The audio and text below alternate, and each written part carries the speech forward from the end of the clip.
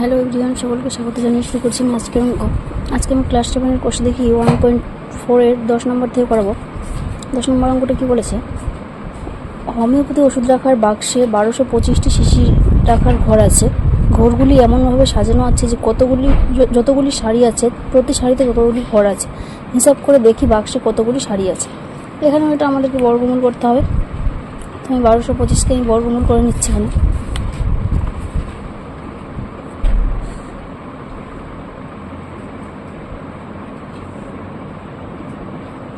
কারণ এখানে কি বলেছে, যতগুলো ঘর আছে মানে শাড়ি আছে প্রতি শাড়িতে ততগুলি ঘর আছে। যদি এখানে 4টা শাড়ি থাকে তাহলে প্রত্যেকটা শাড়িতে আমার 4টা করে ঘর আছে।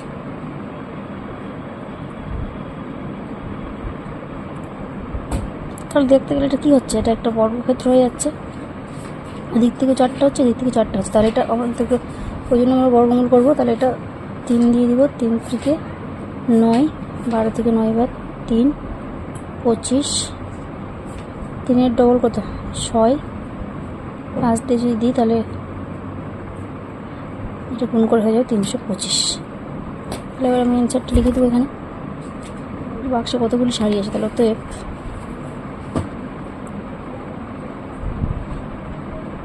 বাক্সে 35টি শাড়ি আছে।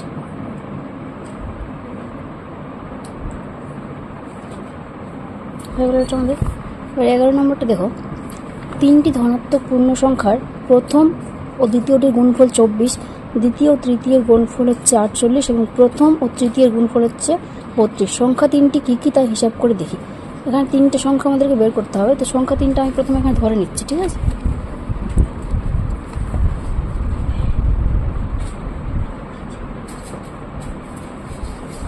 ধরি প্রথম সংখ্যা এ,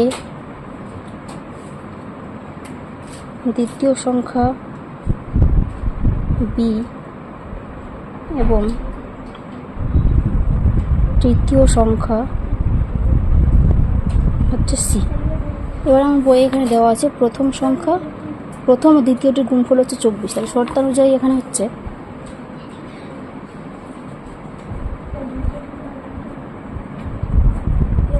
প্রথম ও দ্বিতীয় গুণফল মানে হচ্ছে এ গুণ বি ইকুয়াল টু কত দেওয়া আছে আমার? 24। আর দ্বিতীয় তৃতীয় গুণফল দেওয়া আছে 48। আর তৃতীয় ও প্রথমটার গুণফল দেওয়া আছে কত? 32। তাহলে 32 এখানে আমি পেয়ে গেলাম। এবার আমি এই 3টাকেই গুণ করে দেবো, ঠিক আছে? এ গুণ বি গুণ বি গুণ সি গুণ এ ইকুয়াল টু, তাহলে এদিকেরটাও আমার গুণ হবে 24 গুণ 48 গুণ হচ্ছে 32। তাহলে এদিকে আমরা কী পাচ্ছি? এদিকে এ আর এ গুণ করে হচ্ছে এ স্কোয়ার গুণ বি গুণ করে বি স্কোয়ার, এদিকে সি আর সি গুণ করে হচ্ছে সি স্কোয়ার। তাহলে এদিকে যা আছে আমি লিখে দিচ্ছি 24 গুণ 48 গুণ হচ্ছে 32। তাহলে দেখো এখানে প্রত্যেকটার উপরে স্কোয়ার আছে। তাহলে এটা আমি এ বি সি দিয়ে পুরোটার উপরে স্কোয়ার দিতে পারি। তাহলে এদিকে যা আছে আমি তাই রেখে দিচ্ছি। 20 গুণ 48 গুণ হচ্ছে 32। তাহলে এ বি সি এর মানটা কত হবে? এদিকে স্কোয়ার আছে, তাহলে এটা স্কোয়ারটা উঠলে এদিকে বর্গমূল চিহ্ন চলে আসবে। তাহলে এদিকে হয়ে যাবে 24 গুণ 48 গুণ হচ্ছে 32। তাহলে এটা আমি বর্গমূল করে নেবো। এবার তো 24কে আমি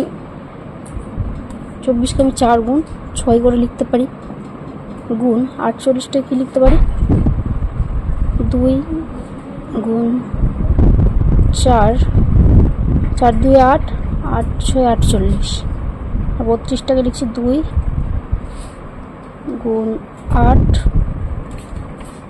সরি এখানে তো 8 নেই, 2 গুণ 4 গুণ হচ্ছে 4। তোমরা এটা পাশে উৎপাদক বিশ্লেষণ করে নেবে। আমি 24টাকে লিখলাম 4 গুণ 6, 4 6 24। 48 হচ্ছে 2 গুণ 4 গুণ 6। 32টাকে লিখলাম 2 গুণ 4 গুণ 4। দেখো এখানে এই দুটো 4-এর জন্য আমি একটা 4 পাবো, এখানে দুটো 6-এর জন্য একটা 6 পাবো, দুটো 2-এর জন্য একটা 2 পাবো, আবার এখানে দুটো 4-এর জন্য একটা 4 পাবো। তাহলে এটা গুণ করে কত হবে? 424, 24 2 হচ্ছে 48, 48 আর 4 গুণ করে হবে আমার 152। তাহলে এ বি সি এর মান আমি পেলাম 152। এবার যদি আমাকে এখানে আমি যদি তিনটা সংখ্যা ধরে নিয়েছি এ বি আর সি, তাহলে আমাকে এখন এই এ বি সি থেকে আমাকে এখন এ বি আর সি এর মানটা বের করতে হবে। তাহলে যদি আমি এ এর মান বের করি তাহলে কী লিখতে পারি? আমি এ বি সিকে যদি আমি বি গুণ সি দিয়ে ভাগ করি তাহলে আমি এর মান পেয়ে যাবো, বি সি কেটে যাবে। তাহলে এ বি সি এর মান কত হচ্ছে? এ বি সি এর মান হচ্ছে 192, আর এখানে বি গুণ সি এর মান হচ্ছে আমার 48। তাহলে এটা হয়ে গেলো 48। এবার 48 দিয়ে যদি এটাকে আমি ভাগ করি তাহলে কত হবে? 4 দিয়ে যাবে এটা। তাহলে এ এর মান পেয়ে গেলাম আমি 4। এবার যদি বি এর মান একই রকমভাবে বের করি তাহলে কী হবে? এ বি সি, তাহলে এখানে আমাকে লিখতে হবে সি গুণ এ বি সিকে যদি আমি সি গুণ এ দিয়ে ভাগ করি তাহলে এ আর সি কেটে যাবে, বি থেকে যাচ্ছে কারণ বি এর মান পেয়ে যাবো। তাহলে এখানে হচ্ছে 192 আর সি গুণ এ এর মান কত? 32। তাহলে এখানে 32 বসিয়ে দিচ্ছি আমি, 32। তাহলে এটা কত হবে? 6 দিয়ে এটাকে ভাগ করলে হয়ে যাবে। 32 দিয়ে 192কে ভাগ করলে 6 হবে। তো এখানে এটা পেয়ে গেলাম। এবার একই রকমভাবে সি এর মানটা বের করে নেব। এ বি সিকে যদি আমি এখানে সি এর মানটা যদি বের করি তাহলে এ গুণ বি দিয়ে যদি ভাগ করি তাহলে আমি এখানে সি এর মান পেয়ে যাবো। তাহলে 192 ভাগ হয়ে যাচ্ছে এ গুণ বি এর মান আমি জানি 24। তাহলে এখানে 24 দিয়ে আমি ভাগ করে দেবো।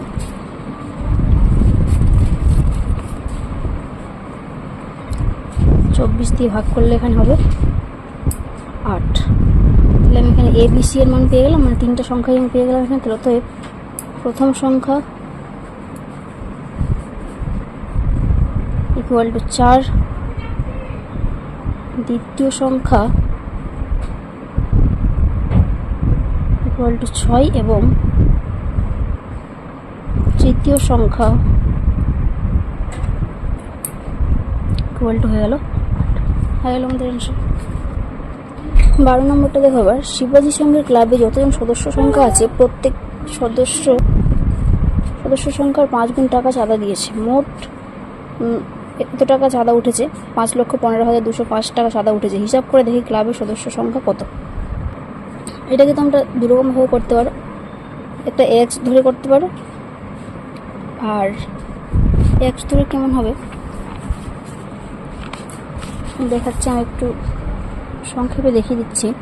যদি এখানে ধরো যে এখানে আমার কী চেয়েছে, সদস্য সংখ্যা যদি এক্স হয় আর প্রত্যেকে যদি 5x মানে 5 গুণ টাকা দেয়, মানে কত 5x টাকা দিয়েছে, তাহলে x into 5x equal to হয়ে যাবে আমার 5,15,205। তাহলে এখান থেকে আমি এক্সের মানটা সহজে বের করতে পারবো। তাহলে এক্স স্কোয়ার হয়ে যাবে, আর এটা 5 দিয়ে এটাকে ভাগ করতে হবে, যে 5,205 ভাগ হচ্ছে 5। এবার এটা দিয়ে এটাকে কাটাকাটি করে যেটা পাবো সেটা থেকে আমি এক্সের মান বের করবো। আমি এক্সের মানটা বের করলে কী হবে? পুরোটার উপরে বর্গমূল হয়ে যাবে, সেটা বর্গমূল করলে আমি পেয়ে যাবো। এক্স ধরে একটা করতে পারো। আর দেখো আমি যেভাবে করছি এখানে অঙ্কটা, মোট চাঁদা উঠেছে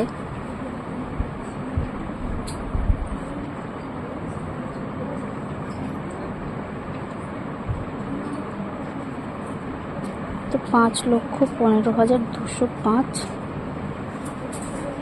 টাকা। ঠিক আছে, যতজন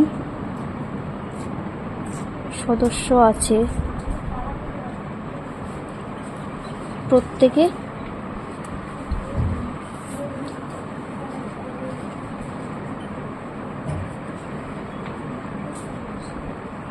তার 5 গুণ চাঁদা দিয়েছে।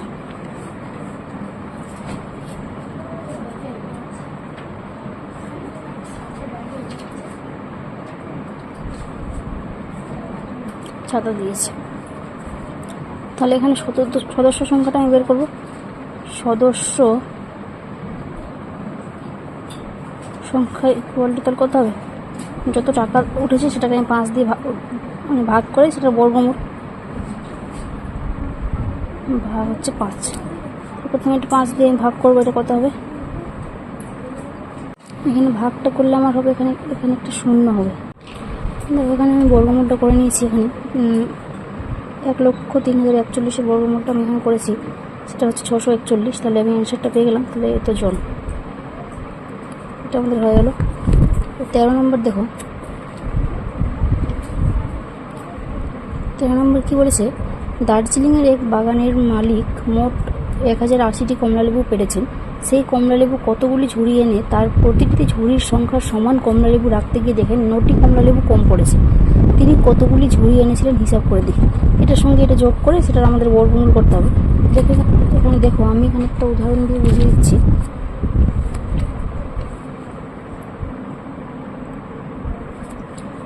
বলেছে যতগুলো ঝুড়ি আছে প্রত্যেকটাতে ততটা কমলালেবু আছে। তো এখানে যদি আমি ধরি যে 3টা ঝুড়ি আছে, প্রত্যেকটা 3টা করে কমলালেবু আছে, কিন্তু শেষেরটাতে কমলালেবু রাখতে গিয়ে দেখলাম যে এখানে একটা কমলালেবু কম পড়েছে। তাহলে ঝুড়ির সংখ্যা কত হবে? যতগুলো কমলালেবু আছে সেটার সঙ্গে যতটা কম পড়েছে সেটা আমি যোগ করবো। মানে এখানে হচ্ছে 3 3 6 2 8 আর 1 হচ্ছে 9। এবার এটা যদি আমি বর্গমূল করে দিই তাহলে ঝুড়ির সংখ্যা আমি পেয়ে যাচ্ছি। একই রকমভাবে এখানে এই অঙ্কটাতে আমরা করব। তাহলে মোট কমলালেবু আছে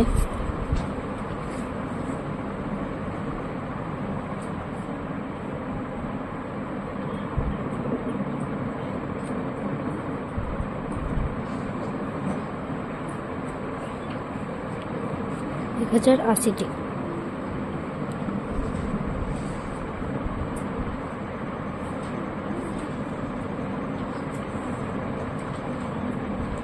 কম পড়েছে 9টি। এখানে যতগুলি ঝুড়ি আছে প্রতি ঝুড়িতে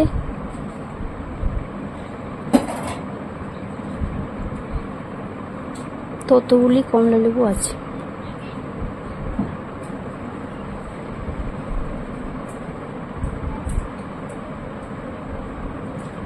তাহলে ঝুড়ির সংখ্যা আমি এখানে বের করে নেব। ঝুড়ির সংখ্যায় চেয়েছি কতগুলি ঝুড়ি এনেছিলেন, তাহলে অতএব ঝুড়ির সংখ্যা, অতএব ঝুড়ি এনেছিলেন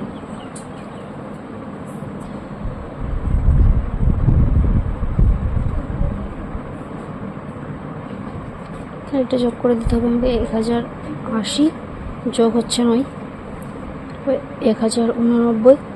এটা তোমার বর্গমূল করে দেখবে।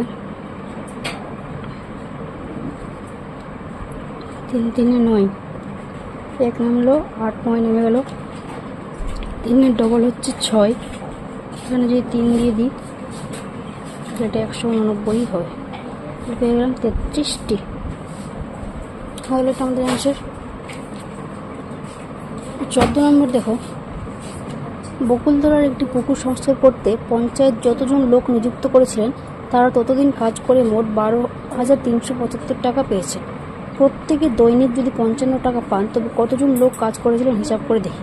এখানে আমাকে এই সংখ্যাটাকে যত টাকা পেয়েছিলেন সেই টাকাটাকে আমরা যদি 55 দিয়ে ভাগ করে দিই, ভাগ করে সেটার বর্গমূল করলে আমরা অ্যান্সারটা পেয়ে যাব। তাহলে এখানে আমি লিখে নেব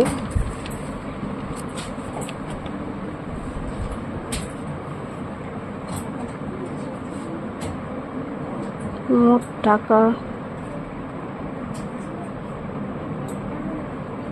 পেয়েছেন 12,375।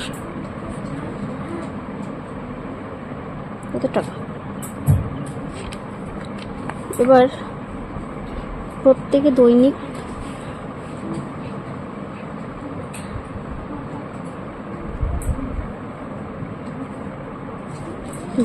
পান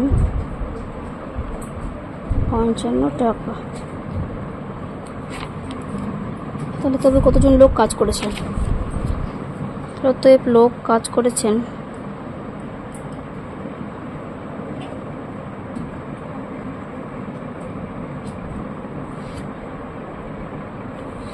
একবারই করে দিচ্ছি, 12,375 ভাগ হচ্ছে 55, এতজন হবে। তাহলে এটা দিয়ে যদি আমি এটাকে ভাগ করি, ভাগ করে হবে এখানে 225 এতজন। 225-এর বর্গমূল করলে এটা আমরা পাবো 15 জন। তাহলে এটা অ্যান্সার হয়ে গেল আমাদের, 15 জন লোক কাজ করেছিলেন। তাহলে এটা হয়ে গেল। এই 15 নম্বর দেখো, 4 অঙ্কের কোন বৃহত্তম পূর্ণবর্গ সংখ্যা 12, 18 ও 30 দ্বারা বিভাজ্য হিসাব করে দেখি। তো এখানে বলে দিয়েছি বৃহত্তম সংখ্যা আবার সেটা পূর্ণবর্গ হবে। তো এখানে আমি অঙ্কটা করে নিব।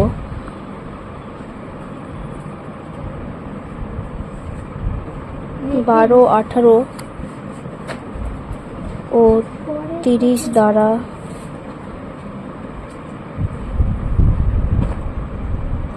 বিভাজ্য সংখ্যা। প্রথমে বিভাজ্য সংখ্যাটাই বের করে নিচ্ছি। এদের লসাগুটা হবে এদের দ্বারা বিভাজ্য সংখ্যা 12, 18 আর 30। তো লসাগু করে নিই। এটা আমি 2 6 12, 2 9 18, 2 15 30, 3 দিয়ে দিলে 3 2 6, 3 থেকে 9, 3 5 15। তো লসাগুটা কত হচ্ছে আমার?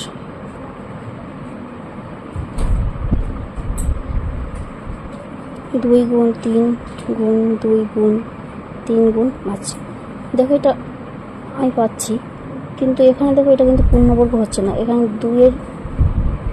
2 পূর্ণবর্গ আছে, 3 পূর্ণবর্গ আছে, কিন্তু 5টার পূর্ণবর্গ নেই।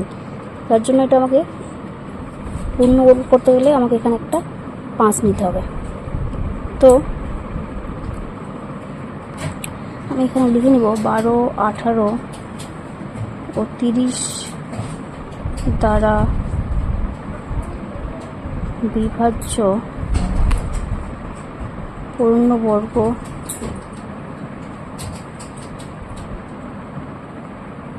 সংখ্যা হলো, এই লসাগুটার সাথে আমাকে 2 গুণ 3 গুণ 2 গুণ 3 গুণ 5 তো ছিল, আমাকে এখানে একটা আরও 5 গুণ করতে হবে। তাহলে এটা পূর্ণবর্গ হচ্ছে। তাহলে এটা এবার গুণ করে নেব। কত হবে? 3 2 6, 6 দিয়ে 12, 12 3 36, 36 ও 25 গুণ করে আমাদের হবে এখানে 900। ঠিক আছে, তাহলে এটা হয়ে গেল আমাদের 12, 18 ও 30 দ্বারা বিভাজ্য পূর্ণবর্গ সংখ্যা। কিন্তু এখানে এটা আমি পেয়েছি এখানে 3 অঙ্কের সংখ্যা, কিন্তু আমার চেয়েছি এখানে 4 অঙ্কের কোন বৃহত্তম, 4 অঙ্কের। তো আমি কি জানি বৃহত্তম সংখ্যা কোনগুলো হয়, এই পূর্ণবর্গ সংখ্যা কোনগুলো হয়? 1-এর সঙ্গে যদি 1 গুণ করি তাহলে 1 গিয়ে হচ্ছে আমার পূর্ণবর্গ। 2-এর সঙ্গে 2 গুণ করলে 4, এটা হচ্ছে পূর্ণবর্গ। 3-এর সঙ্গে 3 গুণ করলে 9, এটা পূর্ণবর্গ। 4-এর সঙ্গে 4 গুণ করলে হচ্ছে 16 পূর্ণবর্গ। 5-এর সঙ্গে 5 গুণ করলে হবে 25। এগুলো হচ্ছে আমাদের পূর্ণবর্গ সংখ্যা। তাহলে আমাকে এখানে দেখে নিতে হবে 900-র সঙ্গে আমি গুণ করে, প্রথমে 900-র সঙ্গে আমি 1 গুণ করব। গুণ করলে হচ্ছে 900। এরপর 900-র সাথে আমি 4 গুণ করব, এটা হবে 3600। 900-র সঙ্গে 9 গুণ করলে হবে আমার 8100। 900-র সঙ্গে 16 যদি গুণ করি তাহলে হয়ে যাবে 14400। এটা 5 অঙ্কের হয়ে যাচ্ছে, কিন্তু আমার 4 অঙ্কের বৃহত্তম সংখ্যা হচ্ছে 8100। তাহলে এটাই হচ্ছে আমাদের সেই অ্যান্সার। তাহলে এবার আমি এখানে লিখে নেব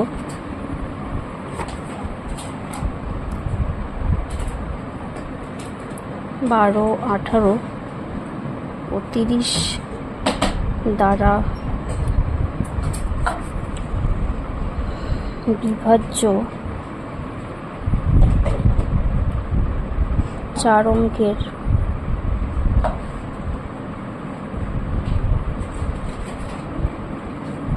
বৃহত্তম পূর্ণবর্গ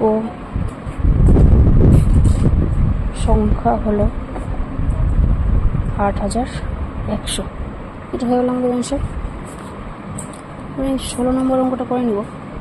5 অঙ্কের কোন ক্ষুদ্রতম পূর্ণবর্গ সংখ্যা 8, 15, 20 ও 25 দ্বারা বিভাজ্য হিসাব করে দেখি। একই রকমভাবে হবে, এটা 5 অঙ্কের আমাদেরকে বের করতে হয়।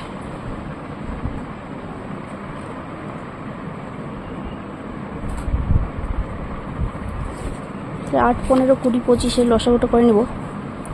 8, 15, 20 ও 25 দ্বারা বিভাজ্য সংখ্যা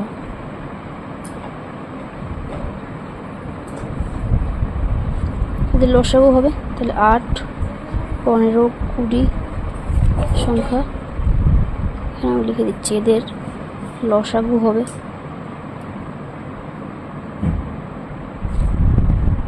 তাহলে 8, 15, 20 আর 25-এর লসাগু করে নিচ্ছি। এখানে আমি প্রথমে 5 দিয়ে ভাগ করব। 5 3 15, 5 4 20, 5 5 25। এবার 4 দিয়ে যদি দিই, 4 2 8, 3 4 1 4 5, তাহলে এখানে আমার লসাগু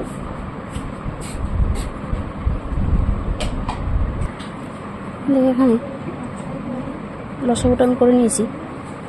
তাহলে এদের লসাগুটা কত হচ্ছে? 5 গুণ 2 গুণ 2 গুণ 2 গুণ 3 গুণ হচ্ছে 5। তাহলে এটা কি পূর্ণবর্গ হচ্ছে? এটা পূর্ণবর্গ হবে না। 5 এখানে দুটো আছে, 2 দুটো আছে, আমাকে এখানে একটা 2 আর একটা 3 গুণ করলে তবে এটা পূর্ণবর্গ হচ্ছে। তাহলে আমি এখানে লিখে নেব 8 15 20 ও 25 দ্বারা বিভাজ্য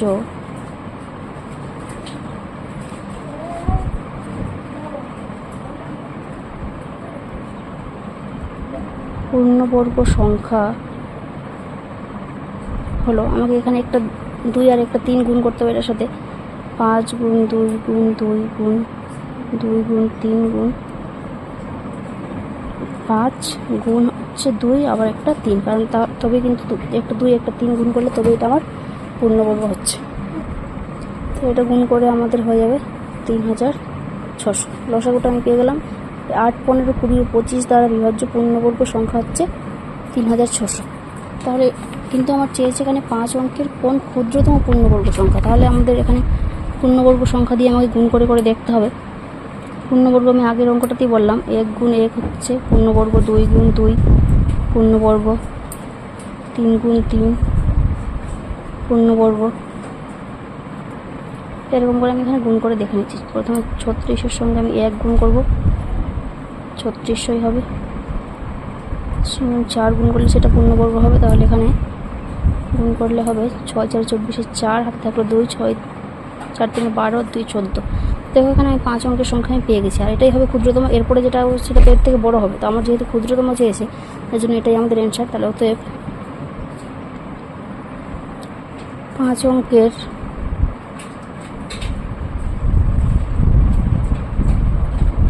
ক্ষুদ্রতম পূর্ণবর্গ সংখ্যা হলো 14,400। হয়ে গেলো আমাদের অঙ্ক। আজকে এত পর্যন্ত থাকবে। কারো কোনো অসুবিধা হলে অবশ্যই কমেন্টে জানাবে এবং নতুন নতুন ভিডিও পেতে আমার চ্যানেলটা সাবস্ক্রাইব করে দেবে। ধন্যবাদ।